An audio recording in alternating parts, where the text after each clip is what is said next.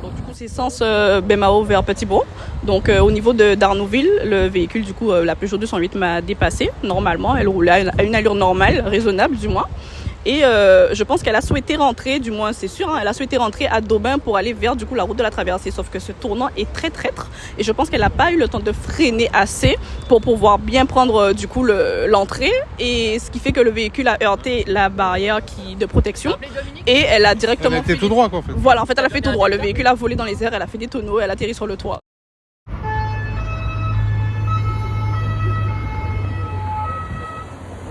Que j'ai fait, j'ai même pas pensé à prendre mon téléphone, j'ai freiné la voiture et puis j'ai enjambé la barrière de sécurité pour pouvoir déjà dans un premier temps vérifier si elle répond, si elle est consciente.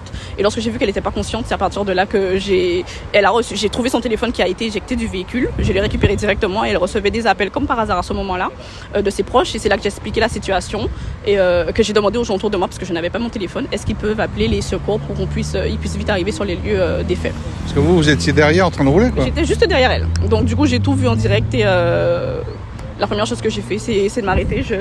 La seule chose que je connais c'est la position latérale de sécurité. Je n'aurais pas pu faire mieux que ça, mais j'ai tout de suite pensé à porter secours parce que j'ai imaginé que c'était l'un des miens et je me suis dit directement il faut que je réagisse assez rapidement quoi. C'est-à-dire que vous avez réussi à la sortir de l'habitacle? Alors non, c'est-à-dire que je me suis mise à genoux directement au niveau du véhicule qui est sur le toit pour pouvoir juste l'appeler au moins pour savoir si elle répond pas. Et lorsque j'ai vu qu'elle répondait pas, c'est à partir de là que j'ai crié appeler les pompiers, appeler quelqu'un, appeler le secours. Elle répond pas.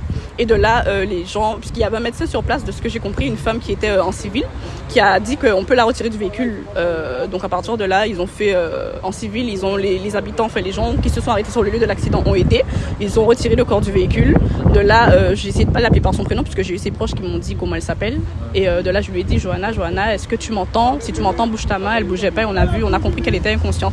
Ce qui m'a rassurée, c'est qu'elle respirait.